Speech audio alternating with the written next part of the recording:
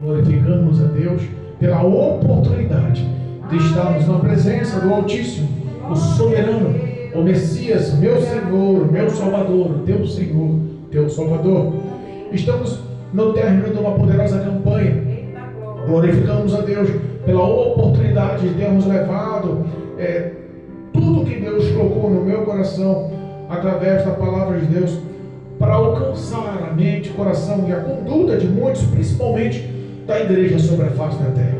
Amém? Nós estamos na sexta carta, tá bom?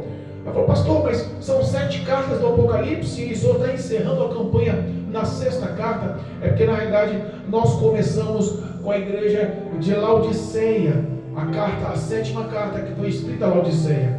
Por que, pastor, isso? Porque a igreja de Laodiceia representa os 7 tempos da igreja de Deus. A igreja de Laodiceia representa os dias atuais, tá bom? Representa os tempos atuais. Mais ou menos de 1900 para cá é a data, espiritualmente falando, que representa a igreja, a era da industrialização, da modernização e de todos os recursos que vivemos nos dias atuais. Então eu quis encerrar com a 6ª carta, a carta da igreja de Filadélfia. Por que, pastor, encerrar com a carta que foi escrita a Filadélfia? Porque a igreja de Filadélfia foi a igreja dos grandes avivalistas. Foi justamente o período de missões, foi justamente o período em que o poder de Deus se manifestou e fez o reino do Evangelho de Cristo ser vivificado e levantado sobre a face da terra. Passou-se em períodos chamados períodos de trevas, períodos de morte, onde quase o cristianismo foi extinto, mas foi justamente essa 6ª carta à igreja de Filadélfia que mudou-se esse período, que mudou-se os tempos e renovou-se de uma forma poderosa o Evangelho do Senhor até os dias atuais. Amém? Louvado seja Deus. Apocalipse capítulo 3, versículo 7 ao 13. Apocalipse capítulo 3, versículo 7 ao 13. Engrandecido é o nome do Cordeiro.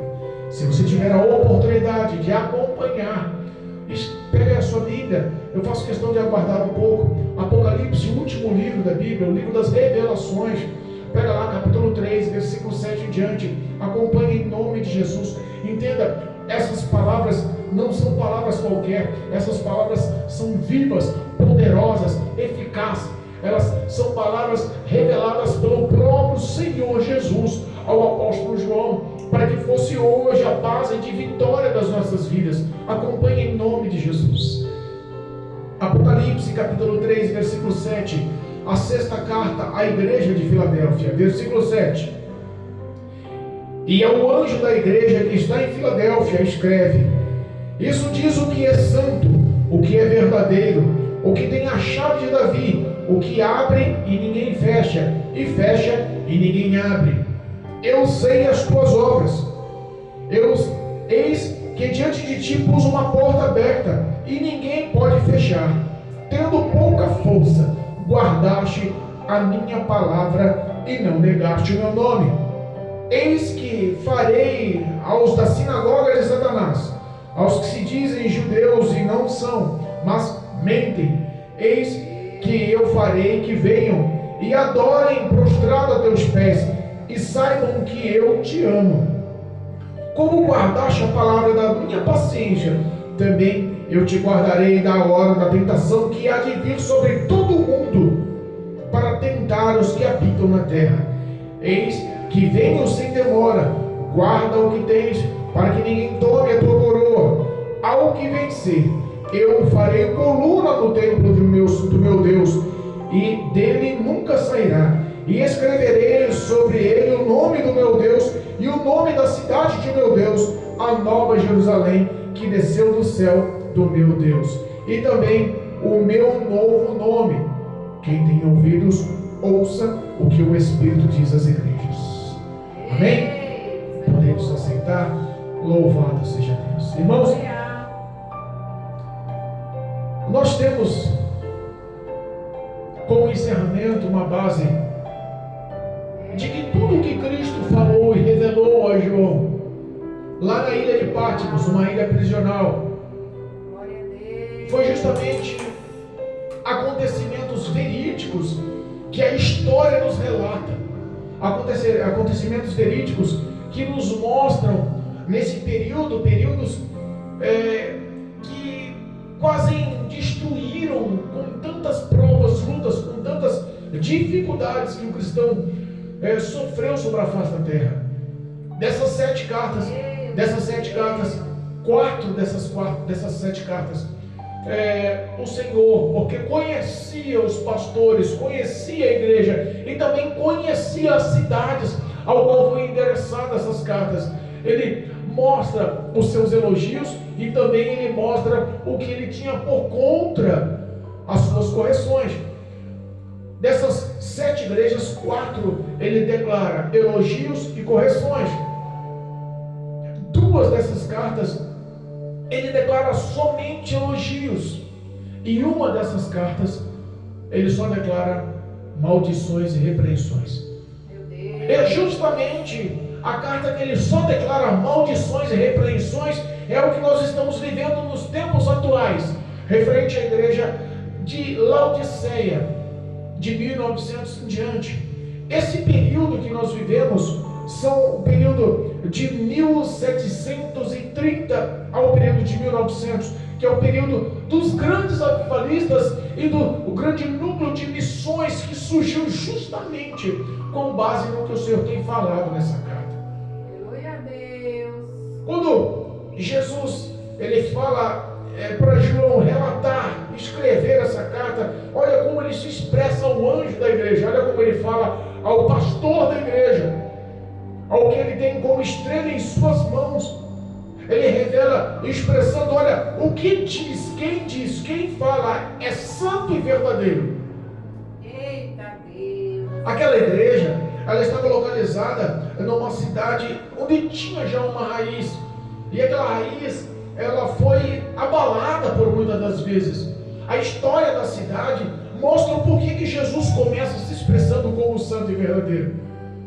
Porque existia um fundamento naquela cidade, e o fundamento daquela cidade para os cristãos e para os habitantes era um fundamento de medo. Primeiro, aquela cidade sofria porque ela estava no centro de todas as outras cidades da Ásia Menor, e ela tinha pontos estratégicos de como se locomover com agilidade para as outras igrejas. Por isso o Império Romano queria impor um novo nome, um nome chamado Cesareia, ou Cidade de César, sobre a igreja de Filadélfia. E Filadélfia foi um grande polo, um grande centro, foi um grande avanço, um grande posto de avanço romano sobre a Ásia. E aí a história dela não começou de uma forma diferenciada das outras, mas começou com uma forma de medo, porque a cidade ela era localizada no pé de muitas montanhas. Nós sabemos que ela foi inaugurada há 138 anos antes de Cristo pelo rei de Pérgamo. E ele inaugurou aquela cidade e colocou o nome da cidade por Filadélfia, em homenagem a seu irmão Átalo II. Átalo II morreu, e ele, por amor fraterno, amor de irmão, ele decidiu colocar o nome daquela cidade que ele inaugurara como Filadélfia, que representa justamente amor fraterno ou amor de irmão. E olha só que ironia, o nome da cidade com o significado de amor fraterno ou amor de irmão, e nós vemos que foi a cidade mais bombardeada por terremotos. É difícil a gente tentar analisar, mas é uma verdade que parece que o amor fraterno está sendo bombardeado por terremotos também nos dias atuais. Essa cidade ela foi praticamente destruída no ano 17 depois de Cristo. O medo apoderou-se daquele povo. Pessoas não queriam voltar a morar em construções, mas sim em tendas, porque tinha medo dos terremotos constantes de todas as 7 cidades da Ásia Menor. foi a cidade que mais sofreu com o terremoto. Talvez daí foi porque Deus falou que a recompensa seria que faria deles, aos vencedores, coluna no templo do Senhor, para que eles entendessem que o comando e o controle de tudo estava nas mãos poderosas do Senhor. Por isso que ele se mostrou ali. Quem fala é verdadeiro, ele é santo, ele é poderoso. Aleluia a Deus. Glória a Deus. A história de Filadélfia é uma história de opressão do forte para o fraco. É uma história de opressão do grande para o pequeno. Meu Deus. É uma história ao qual relata o Senhor de, no meio dessa luta do grande para o pequeno, do forte para o fraco, ele assume essa batalha na frente. Ele assume a frente dessa batalha em favor desta igreja. O pastor dessa igreja não foi mencionado, mas entenda uma coisa, ele foi honrado. Aleluia. A Bíblia nos ensina que o Senhor veio para os pequenos, não veio para os grandes. A Bíblia nos ensina que o Senhor veio para os humildes e não para os soberbos. A Bíblia nos ensina que ele veio para os que não são, para confundir os que são. Essa é a história daquela igreja na cidade de Filadélfia.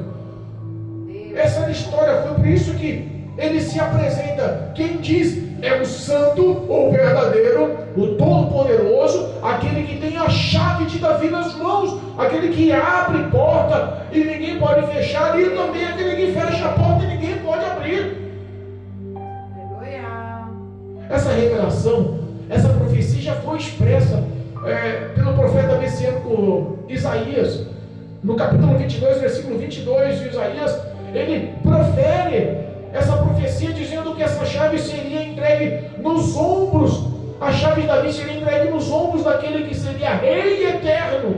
E quem seria o rei de um reinado eterno, a não ser o nosso Senhor Jesus Cristo? Aleluia. Ele assumiu, ele veio da descendência de Davi, ele sentou no trono e ele assume, ele é rei até os dias de hoje, e eternamente será. Esse reino nunca se acabará. Ele expressou o poder e a autoridade que ele tem nas mãos. Eu tenho a chave do reino nas mãos, eu abro porta e ninguém pode fechar, e eu fecho porta e ninguém pode abrir. Isso representa que Deus tem o poder de abrir situações e fechar situações, abrir situações para que você leve o reino do Evangelho, o reino de Cristo, o reino de Deus, abrir portas para que ninguém possa te barrar, para que a palavra se expanda, para que o nome de Jesus seja grande sobre a face da terra e alcance os corações, e não tente o diabo tentar fechar as portas. Isso pode ser mencionado como a porta da igreja. Isso pode ser mencionado como a porta da salvação. Isso pode ser mencionado como portas ao qual temos para levar e distribuir o Evangelho através da internet, dos canais da internet. Nós temos hoje toda uma situação que nos favorece, e eles não tinham essa situação naquela época. A igreja de Filadélfia era uma igreja pobre. Era uma igreja que não tinha homens famosos e ricos. Nós vemos em outras igrejas que grandes homens poderosos, homens ricos, homens congregavam, administravam, e ali havia sofrência de todo tipo de perseguição. Mas a igreja de Filadélfia era a oprimida. Jesus olha e fala assim: olha, eu conheço as suas obras. Jesus tem conhecido as suas obras? Tem falado para você quais são as suas obras? Quais são as suas obras para dar satisfação ao Senhor nos dias de hoje? O que você sentiria no teu coração se a presença de Jesus se manifestasse em carne na tua presença, te chamasse para sentar num banco, olho no olho, como um grande amigo, pusesse a mão no teu ombro e falasse assim: filho, eu conheço as tuas obras? Como você se sentiria? Qual seria a sua reação? Será que a sua concupiscência pesaria? Ou será que jorraria uma alegria como rios de água viva do teu ser, sabendo que você anda com fidelidade? Aquele era o sentimento daquele povo. Eles tinham-se como pessoas pobres, pequenas, frágeis, pecadoras, pequenas e simples na fé. Eita Deus. E nós lembramos quando o Senhor nos ensina o que representa ser pequeno na fé. Olha, eu conheço as suas obras, e eis que diante de ti pus uma porta aberta e ninguém pode fechar. tendo pouco a força, guardaste a minha palavra e não negaste meu nome. Aquela porta aberta foi o Senhor quem deu no meio dos grandes e poderosos daquela cidade, no meio de um império ao qual queriam colocar César como a idolatria, ao qual teria toda uma opressão militar, uma opressão política, uma opressão da população. Eu conheço as suas obras, eu sei que vocês são pequenos, mas essa porta foi eu quem abri. Quantos ministérios hoje estão passando dificuldades após essa pandemia? Verdade, meu Deus. Quantas igrejas fecharam as portas? E quantas estão sobrevivendo até os dias atuais? Eita Deus. Nós temos relatos, eu conheço muitos pastores que falaram: pastor Assis, depois dessa pandemia, minha igreja esvaziou e não voltou mais. A minha igreja era cheia, eu tinha não sei quantos membros, hoje eu não tenho 1/3 dos membros que tinha. Estamos sobrevivendo pela graça do Senhor. Eu entendo que o início dessa pandemia, mais de 3 anos atrás, foi a vontade do Senhor, foi o querer do Senhor. Ele estava ficando extremamente populosa o número das pessoas dentro das igrejas, mas nem todos que estavam na igreja estavam ali servindo como cristão para viver numa união de fé e para que o reino se expandisse. Muitos estavam ali como pedra de tropeço e virou uma bagunça de muitos de tempos para cá, e Deus teve que balançar a figueira para que aqueles que fossem podres e estivessem apodrecendo o fruto do cesto caísse. Verdade, meu Deus. Muitos não entendem e acham que o que estamos vivendo aqui é uma opressão e estamos perdendo para as trevas, mas não. Entenda, Deus dá graça ao pequeno. Glória a Deus. Obrigado. Segundo Coríntios, capítulo 12, versículo 10, diz assim, olha o que Paulo escreve aos Coríntios. 2 Coríntios, capítulo 12, versículo 10, diz assim: pelo que sinto prazer nas fraquezas, nas injúrias, nas necessidades, nas perseguições, nas angústias, por amor de Cristo. Porque quando estou fraco, então sou forte. Aleluia. Essa era a verdade daquela igreja, tem que ser a nossa verdade nos dias atuais. Os pastores que mantêm as portas abertas, os pastores que estão vivendo com um número escasso de membros da igreja, que perderam os obreiros, que perdeu aquele que estava trazendo contenda, rebelião, discórdia, disse-me-disse, fofoca. Não perturbe a sua mente, continue acreditando que foi o Senhor quem abriu a porta, e porta que o Senhor abre ninguém fecha. Então não importa que o Senhor Todo-Poderoso fecha, ninguém abre. Muitos ministérios fecharam a porta, porque já estavam corrompidos. Entenda, na congregação dos santos, o injusto, o ímpio não vai prevalecer. Se está perto foi porque Deus abriu. Se está perto é porque você está tendo prazer, está reconhecendo as suas fraquezas. Se está perto é porque Deus está vendo as suas injustiças, as suas injúrias.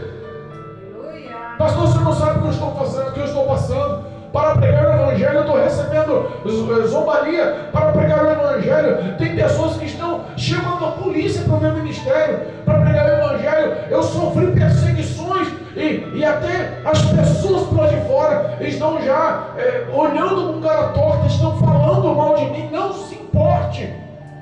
Glorize no Senhor as tuas necessidades. Quantas vezes as pessoas não entendem que o homem escolhido, a mulher escolhida, o profeta do Senhor, a profeta do Senhor, que vive com a vida no altar, que vive com a vida na presença do Senhor, que sabe o que é pagar preço. Entenda, esse tipo de pessoas, os escolhidos do Senhor, são os que mais sofrem necessidades. Verdade, meu Deus. Esse evangelho de luxo, de conquistas, de prazeres, de sofisticação, da hipergraça, da chave na mão, da vanglória, só da vitória. Esquece.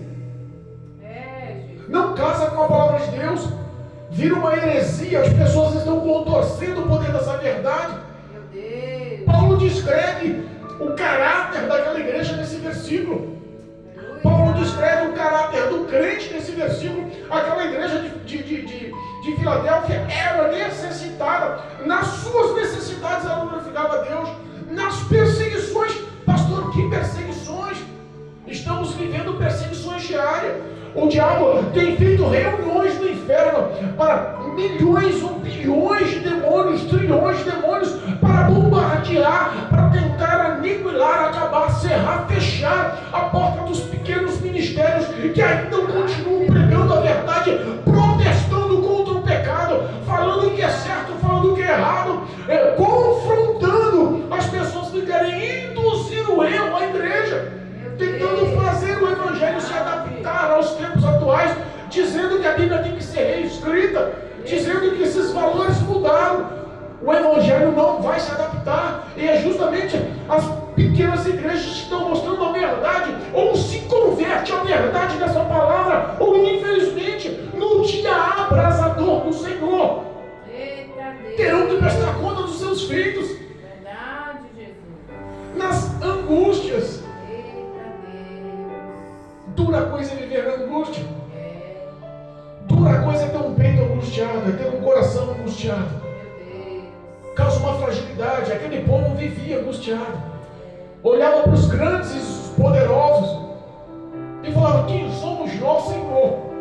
Se não fora o Senhor, teríamos sido entregues nas mãos. Os nossos inimigos nos teriam engolido. O salmista nos expressa a verdade do coração de um crente angustiado, mas que no íntimo do coração tem paz. Está angustiado, mas sabe, o Senhor tem o comando, o controle. Tudo está nas poderosas mãos do Senhor. Era justamente a base de toda a alegria por essas situações, fraquezas, injúrias, necessidades, perseguições, angústias. Era tudo porque eles amavam o nome, o testemunho, o nosso Senhor e Salvador Jesus Cristo. Tudo por amor ao nome de Cristo. Eles entenderam e viveram a santidade com vestes limpas, não se deixando levar pelo que os outros diziam. E as coisas acontecem hoje com muita influência, porque as pessoas perderam o foco, os ouvidos não estão mais ungidos, não conseguem mais distinguir a voz do Senhor. Qualquer pessoa que fala aqui, qualquer pessoa que fala ali, está sendo o guia, a bússola, o caminho para muitos. Paulo nos ensina: não vos enganeis, as más conversações corrompem os bons costumes, e aquele povo não se corrompeu, não importa o que aconteça.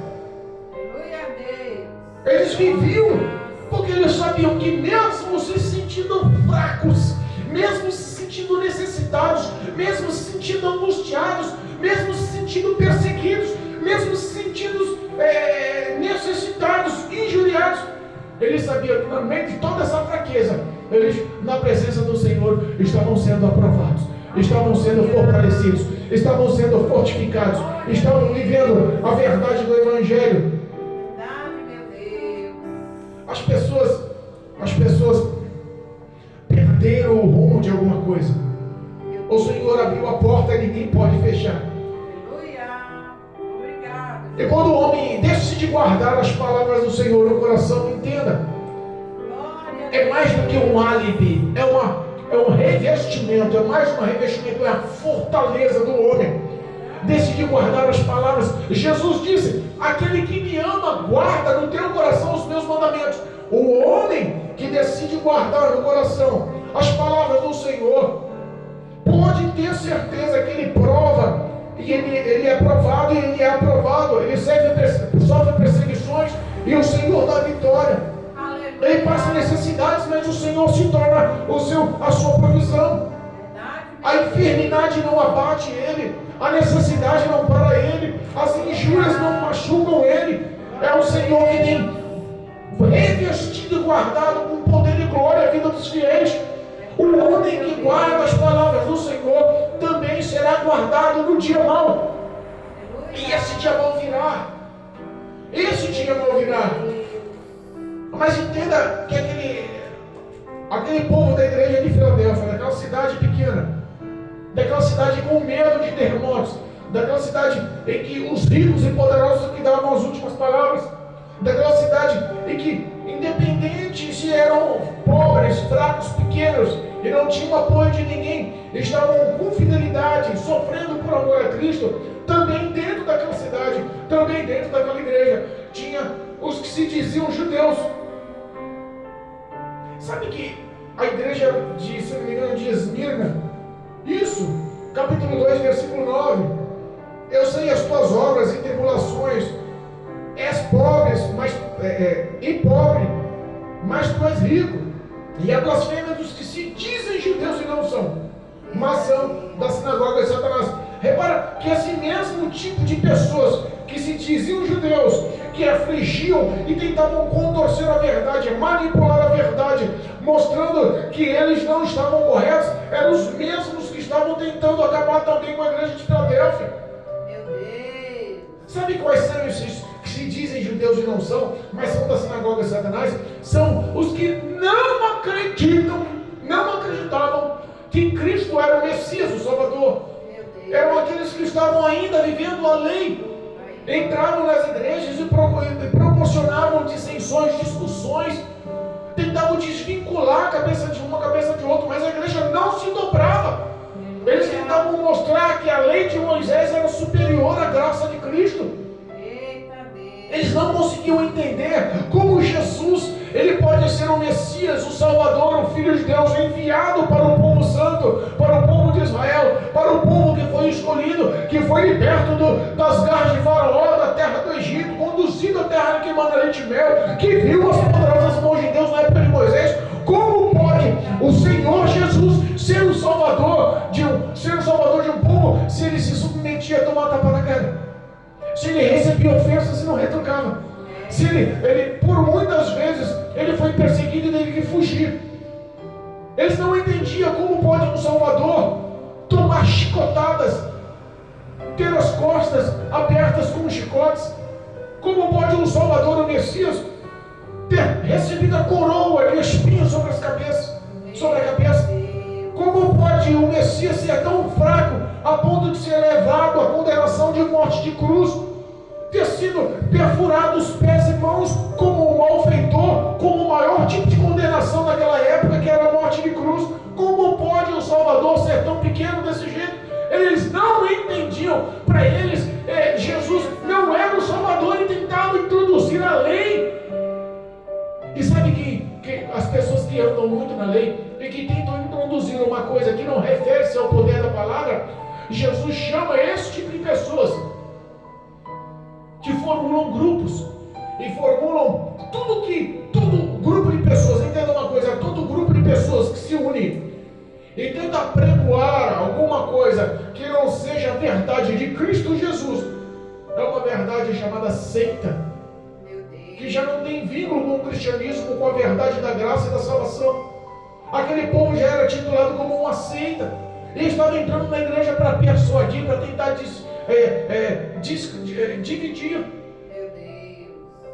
E Jesus olhava e falava assim: olha, não se preocupe com esses, porque eu sei que vocês são fiéis. Eu conheço as suas obras, eu conheço sua mente, eu conheço o seu coração, eu conheço o íntimo dos teus sentimentos. Nada passa desapercebido aos meus olhos. Eu sei que por mais que eles tentam manipular, por mais que eles tentam introduzir a lei, por mais que eles tentam mostrar que viver a hipocrisia e no pecado é melhor, vocês não dão ouvidos. Mas para esses eu chamo como sinagoga, ou como casa de demônios, casa de Satanás. Meu Deus. A esses eu vou fazer que venham e se dobrem aos seus pés, para que eles saibam que eu te amo. Quando nós vemos uma palavra assim, olha só que palavra, né? O versículo 9 da leitura oficial do capítulo 3 diz assim: eis que eu farei aos da sinagoga de Satanás, que aos que se dizem judeus e não são, mas mentem, eis que eu farei que venham e adorem prostrado a teus pés e saibam que eu te amo. Quando a gente lê um versículo desse, a gente automaticamente se infla, né? A gente automaticamente se sente extremamente certo. A gente automaticamente se sente extremamente capaz. Automaticamente se sente protegido. E vem em nós um espírito de vingança. Agora você vai ver. Deus vai fazer você postar aqui, no meu pé. O ego cresce. Mas na realidade, o que Cristo queria dizer é que eles iriam reconhecer que Cristo Cristo, pelas ações feitas e pelas revelações futuras, ia lhe mostrar o caminho da verdade, que era Salvador, que era o Messias, e que eles teriam que vir a vocês e reconhecer que realmente Cristo é o Senhor e Salvador. E isso há de acontecer ainda ao povo. Os judeus, eles ainda não acreditam que Cristo é o Senhor e Salvador. Eles estão aguardando a vinda do Messias, estão do ano 5000 entrando lá, não estão vivendo a verdade do Evangelho, mas não deixam de ser povo escolhido. Os que estavam ali sendo chamados pelo próprio Cristo de sinagoga de Satanás, é porque estavam tentando introduzir idolatria e pecado no meio daquele povo.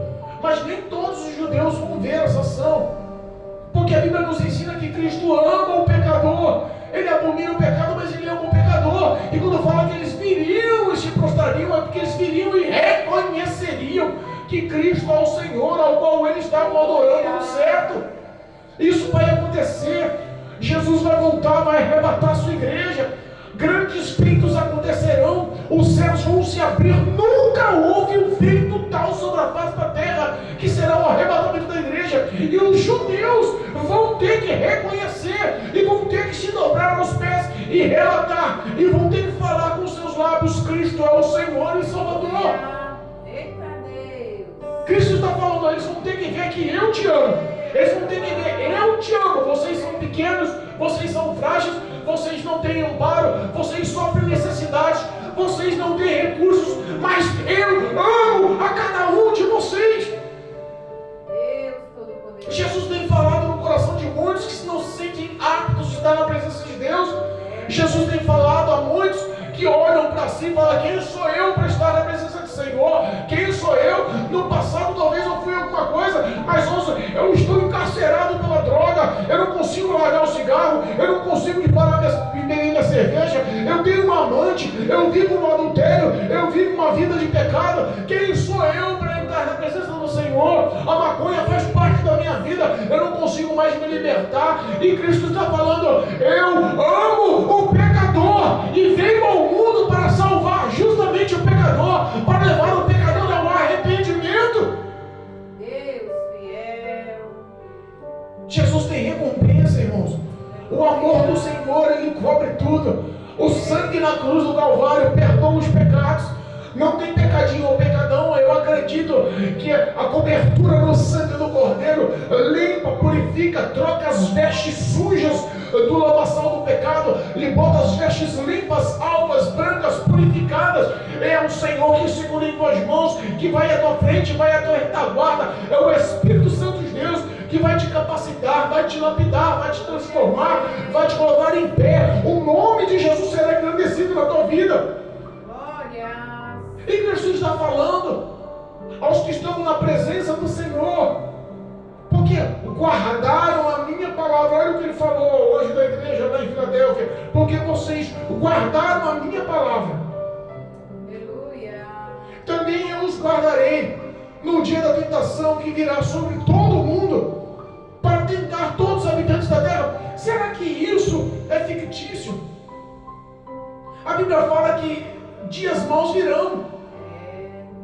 O anticristo vai fazer um pacto. O governo mundial será regido pelo anticristo. Um só governo mundial. Muitos acham que é loucura, mas isso está prestes a acontecer. Um pacto de paz será realizado. Por 7 anos, o pacto será lavrado, será confirmado. Mas depois dos 3 anos e meio de um só governo do anticristo sobre a face da terra, o pacto será quebrado. Dias maus virão, irmãos. Demônios terão acesso e vão atormentar e destruir, roubar, matar e destruir, como diz a palavra. A ação maligna sobre a face da terra será intensa. O arrebatamento acontecendo, tudo que é divino, tudo que é do Espírito de Deus, todos os que são da presença do Senhor, filhos do Senhor, serão levados num abrir e fechar de olhos. O que ficar na terra serão dias maus, serão tormentas. É o que está falando aqui, ó. Tentações há de vir sobre toda a terra para tentar todos os habitantes da terra. Abra os olhos espirituais, abra o ouvido espiritual. O arrebatamento está para acontecer. Não há tempo mais de cochilar em 2 pensamentos. Amanhã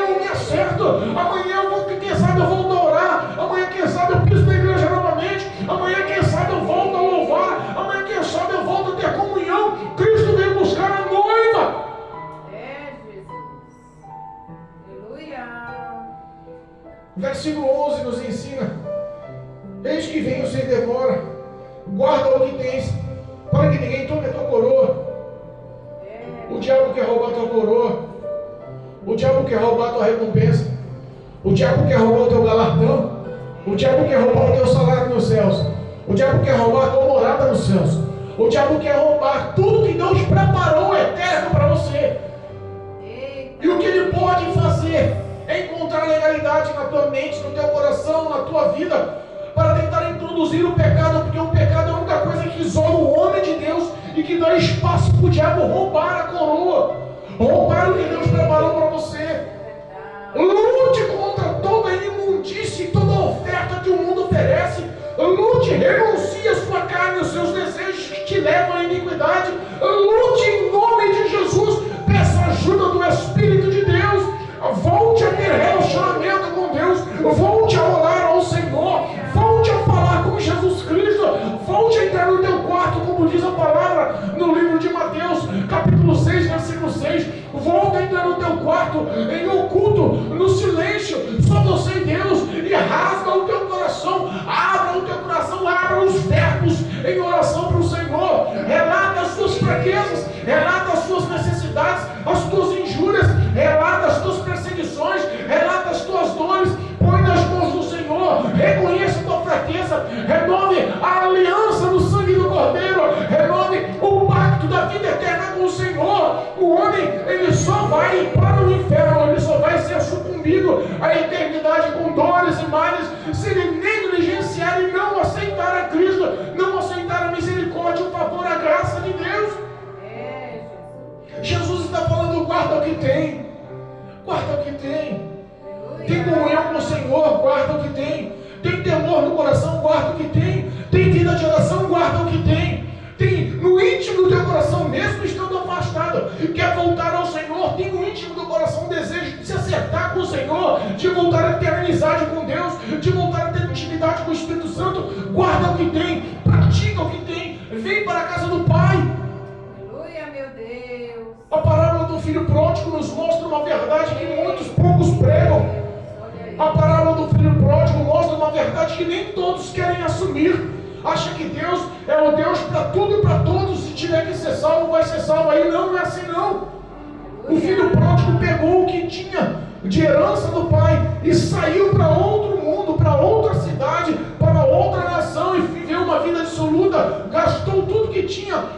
O pai estava na casa, o pai estava no lar, o pai estava no templo, o pai estava na presença de Deus, vivendo uma vida digna, e mesmo tendo os sentimentos de pai, sabendo que o filho poderia estar passando necessidade, como estava, sabendo que o filho ia gastar todo aquele dinheiro de forma errada, como gastou, sabendo que o filho sofreria necessidades, como sofreu, mesmo assim, o pai não correu atrás do filho. O filho é que teve que voltar, quando a barriga doeu, quando a necessidade aconteceu, quando o desprezo aconteceu, quando as dores aconteceram. Ele olhou e falou assim: não vou me alimentar de bolotas, de comida de porcos, vou voltar para a casa do meu pai. O meu pai lá, os trabalhadores do meu pai, os jornaleiros do meu pai, tem muito mais abundância de pão na mesa do que eu sou o filho dele, não posso mais viver dessa forma. Eu vou voltar e anunciar: pai, pequei perante o Senhor e perante os céus. É isso que Cristo está falando para você hoje. Reconheça os seus pecados, reconheça as suas falhas, reconheça os seus erros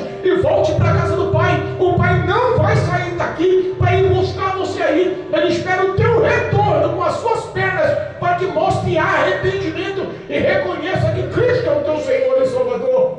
Glória a Deus. Louvado seja Deus. Todo-Poderoso. Ao que vencer, Forma, meu o Pai. tornarei templo numa cidade onde todos viviam com medo dos terremotos, das destruições, das casas de rochas e pedras de alvenaria firmes sendo destruídas, numa cidade onde o nome era amor fraternal. Olha aí. Amor fraternal, amor de família, estava sendo abalado por terremotos. Meu E Deus. Jesus está falando: olha, tudo isso vai passar.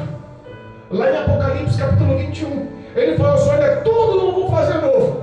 O velho mundo passou, o velho tempo passou, a velha terra passou, tudo vai passar. Eu vou fazer tudo novo. Nos seus olhos não vai haver mais lágrima, dor, tristeza, angústia, nada mais vai acontecer. A morte não vai mais te alcançar. Vou fazer de você coluna lá no templo do Senhor, na casa de meu pai. Vou marcar em você um novo nome, o nome do meu Deus, o nome da cidade do meu Deus. Vou fazer de você um novo homem, uma nova mulher, uma identidade, um caráter será forjado na sua vida. Cristo fez promessas. Essas promessas, irmãos, não são feitas por um homem. O homem pode voltar atrás da promessa. Essas promessas não são feitas por um ser humano que pode se arrepender. Essas promessas não foram feitas por pessoas carnais que podem voltar atrás, que podem se arrepender, que podem correr, podem usar de má fé. Essas promessas não foram feitas por um Deus Todo-Poderoso. Ele falou que vai colocar o nome dele em você. O novo nome de Cristo vai ser marcado com identidade, com caráter, com retidão, com justiça, com verdade na sua vida. Cristo tem prometido te fazer coluna nos céus. Todos os seus medos que aqui são desmoronados por terremotos diários que estão tentando sucumbir e matar a sua fé. Cristo está falando para você: vão te fazer coluna, firme, alicerçado, íntegro, justo, vivendo a verdade. Eternamente será marcado pelo meu nome, eternamente terá o nome do Senhor Deus na sua vida, terá o nome da cidade santa, celestial, vinda dos céus para a tua vida. Existe recompensa. Eu costumo dizer que Cristo diz, Lucas capítulo 9, Jesus diz assim: olha, vinde a mim todos vós que estáis cansados. Vinde a mim, Mateus capítulo 11, 28. Vinde a mim todos vós que estáis cansados e oprimidos, porque eu vos aliviarei. Aleluia. Provai de mim e vede que eu sou bom. O meu fardo é leve, o meu jugo é suave. Eu sou humilde de coração, vem aprender comigo. Aleluia, meu Cristo tem mostrado o caminho. Cristo tem acolhido nos braços. Cristo quer tirar as suas dores. Cristo quer tirar os seus pesares. Essa angústia que está latejando no teu coração, os seus pensamentos que lhe cobram, toda a influência negativa que te leva ao erro, que te leva às perdas, que te leva às dores, às separações, todas as situações malignas que estão acabando com a tua integridade moral, ética, familiar, os seus valores estão sendo jogados na lata do lixo. Cristo está dizendo hoje: venha e recorra a mim. Eu estou apto para te ajudar. Eu sou capaz para honrar o que eu estou falando. Eu vou te trazer paz. Eu vou trazer novamente o que você perdeu, a paz que você perdeu. Eu tomo o controle da sua vida. Eu vou estar lá do lado com você. Eu não vou te deixar só. Eu não vou te desamparar. Eu sempre estarei fielmente para te honrar e te ajudar. Glória a Deus. E de contrapartida aos que aceitam, aos que se entregam na mão do Senhor, aos que decidem honrar o Senhor com a sua vida, aos que o declaram perante os homens como Senhor e Salvador, a todos que vêm se abrigar debaixo da onipotente asa do Senhor. Jesus lança um outro versículo, uma outra palavra: aos que quiserem vir após mim, aos que quiserem me seguir, aos que quiserem andar no caminho comigo, negue-se a si mesmo, toma a tua cruz diária, vem e siga-me. Existe renúncia. O pecado é a principal renúncia do homem. Eu preciso renunciar ao pecado. Eu preciso encarar de vez o pecado. Eu preciso olhar de frente para o pecado. Eu preciso olhar de frente para as práticas de iniquidade do pecado. E preciso falar para ele: não mais faz parte sobre a minha vida.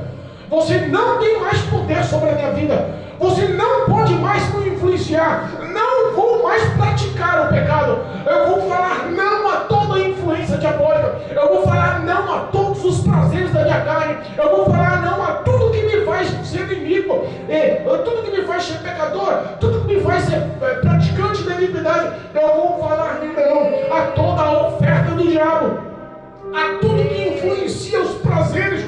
Eu vou aprender a renunciar. Eu vou tomar a minha cruz, sim. Eu vou todos os dias aprender a obedecer, a pagar preço, a ser lapidado, a ter vida de oração, a ter comunhão com o próximo, a pagar o mal com o bem. Eu vou sim andar em santidade. Eu vou carregar a minha cruz, sim. Eu vou aprender a perdoar, eu vou aprender a abençoar, eu vou aprender a honrar o próximo, eu vou aprender a amar a Deus, eu vou aprender a sua palavra, eu vou viver na conduta do Senhor, vou carregar a minha cruz, sim, todos os Porque Deus está falando aqui, ó, que vai haver coroa no final. Vai haver recompensa no final. Vai haver sim retribuição. Vai haver sim glória no final. Vai haver galardão no final. Vai haver presente no final. Está falando aqui, ó, guarda o que tem para que ninguém tome a tua coroa. Existe coroa de recompensa. Carrega a tua cruz. Nega a sua carne. Carrega a cruz. Nega a sua carne. Carrega a cruz. Nega o pecado. Nega a iniquidade. Viva a santidade. Carrega a verdade que é Cristo na tua alma, no teu coração, nos teus feitos. Porque no fim, no dia do grande dia do juízo, o grande dia do Senhor, a cruz será tirada dos teus ombros e o Senhor virá com coroa de recompensa para a tua cabeça. Vale a pena trocar a cruz pela coroa. Em nome de Jesus. Glória a Deus. O cristianismo, a verdade de Cristo, é a verdade que impactou o mundo. Obrigado, meu Pai. Esse tempo de missões da igreja de Filadélfia foi um tempo que modelou a história do mundo. Grandes avivalistas levaram o poder desse evangelho. Grandes avivalistas levaram o poder desta palavra. Levaram o marco dessa palavra. Quebrou o jugo do diabo. Quebrou a cilada do diabo. Pessoas que começaram os grandes feitos, como Martinho Lutero, em 1517, que colocou as 95 teses na porta da catedral de Wittenberg. Foi o início de um grande feito. As ações que começaram a partir de 1730 foram ações que levantaram grandes homens, grandes evangelistas, grandes missionários, grandes avivalistas, que não impactaram só a sua rua, que não impactaram só o seu bairro, que não impactaram só a sua região, só a sua cidade, mas impactaram nações, impactaram o mundo. Homens que nem Jonathan Edward, George Whitefield, Charles Spurgeon, Hudson Taylor, William Joseph, nomes até difíceis de falar, mas que foram honrados por Cristo. Homens que decidiram honrar o Evangelho, que não mediam esforços, que através deste tempo de avivalista fez as portas se abrirem para todo o mundo. Nós somos os gentios, os confins da terra. O Brasil é tido espiritualmente como os confins da terra. A nação sul-americana é tida como os confins da terra. O Evangelho chegou até nós em 1910 por um homem que vivia o poder desse avivalistas, que vivia o poder desse Evangelho, o poder dessa graça, o poder dessa palavra. Nos alcançou por graça e misericórdia, não merecíamos. Mas o Brasil hoje é uma grande nação com homens que vivem o Evangelho, que pregam o Evangelho, que decidiram guardar as palavras no coração para ter relacionamento e vida eterna com Deus. Foi através deste período da igreja Filadélfia, que levantou o Evangelho sobre a face da terra.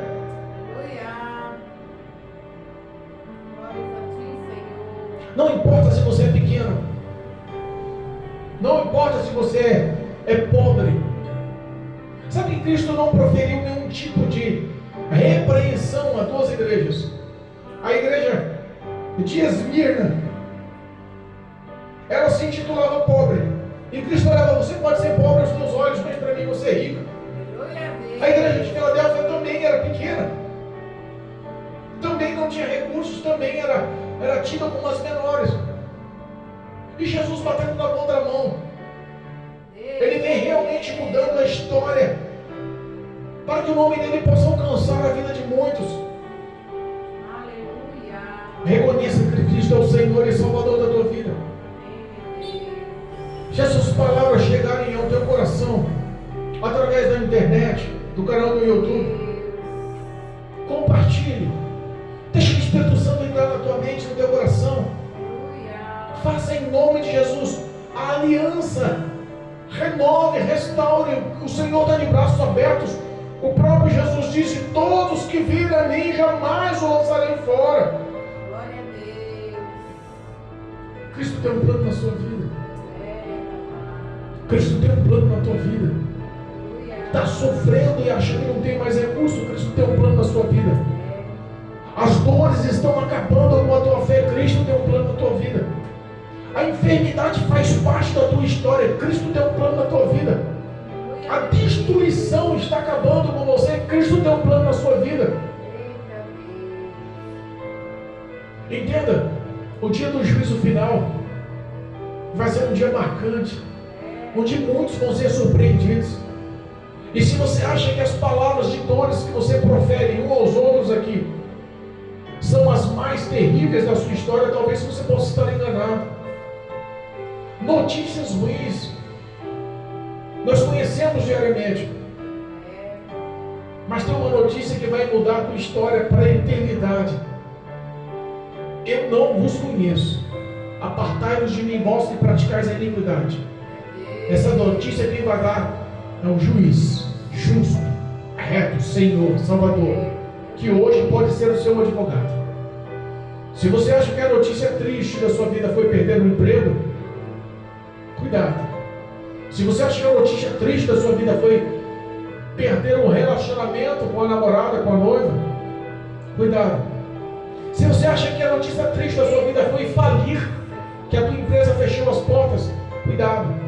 Se você acha que a notícia triste da sua vida foi o diagnóstico do médico, que está te condenando a uma vida de dependências químicas de medicamentos, cuidado. Existe notícia pior, que é não ser conhecido por Cristo no dia do juízo final. Abra o teu coração hoje. O dia de hoje é o mais importante para a tua história. Você pode mudar a tua vida hoje. O amanhã não lhe pertence. Cristo está prontificado para te salvar hoje. Eu não sei o que você está passando, mas Cristo está falando com você hoje. As portas estão abertas. Eu te amo. Quero te levar para morar comigo nos céus. Tenho preparado uma cidade celestial para que você viva ao meu lado para sempre.